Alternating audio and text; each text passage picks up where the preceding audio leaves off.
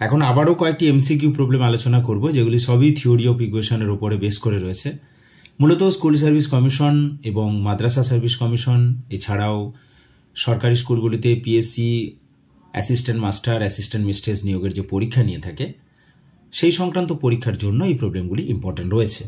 তো প্রথম যে প্রবলেম নিয়েছি একেবারে এইচএস বেসড একটা প্রবলেম, যেখানে বলা হয়েছে let alpha and beta be the two roots of the quadratic equation x square minus 6x minus 2 equal to 0, and if an equal to alpha to the power n minus beta to the power n for n greater or equal to 1, then the value of বলে একটা expression দেওয়া আছে, তার ভ্যালুটা আমাদেরকে calculate করতে হবে।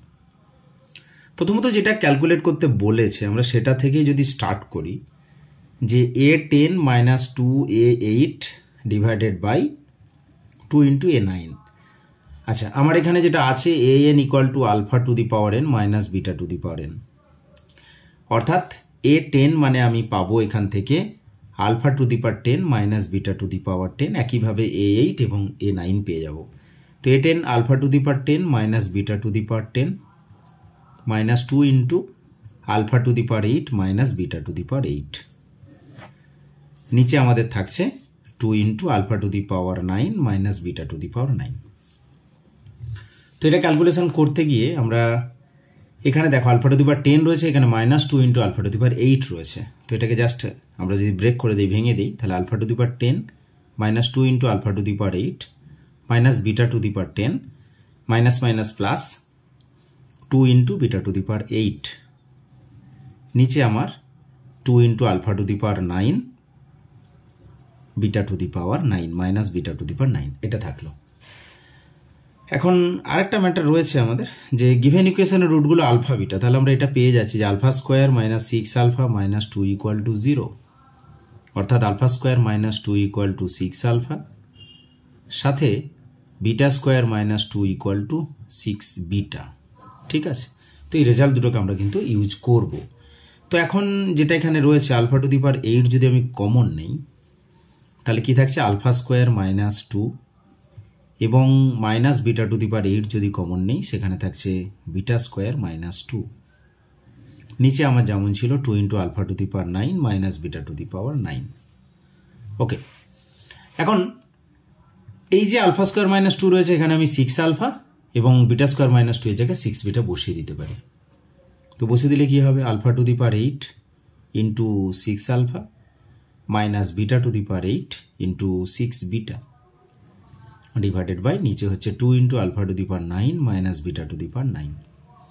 এবার উপরের ক্যালকুলেশনটা দেখো, 6 যদি আমি কমন নিই, এখানে আলফা টু দি পাওয়ার 8 আর আলফা মিলে আলফা টু দি পাওয়ার 9, তাহলে 6 into alpha to the power 9 minus beta to the power 9 এবং নিচে 2 into alpha to the power 9 minus beta to the power 9। তো এটা ক্যান্সেল হয়ে যায়, 2 3 আমাদের 6, অর্থাৎ 3 পেয়ে যাচ্ছি। তো আমাদের যে অপশানগুলো ছিল তার মধ্যে সম্ভাব্য কারেক্ট অ্যান্সার আমাদের অপশান সি। তো চলে যাচ্ছে একই ধরনের আরও একটা খুব ইজি বাট ইম্পর্ট্যান্ট প্রবলেম।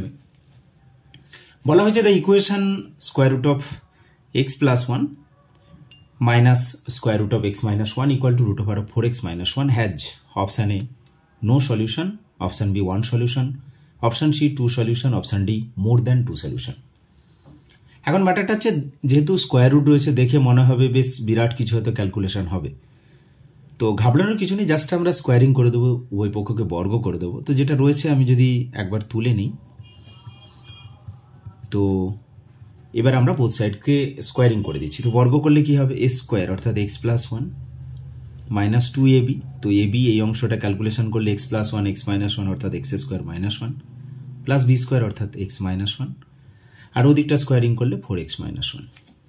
তো এখানে 1 1 কেটে গেল, পাচ্ছি কত, এক্স এক্স মিলে 2x minus 2 into root over of x square minus 1 equal to 4x minus 1।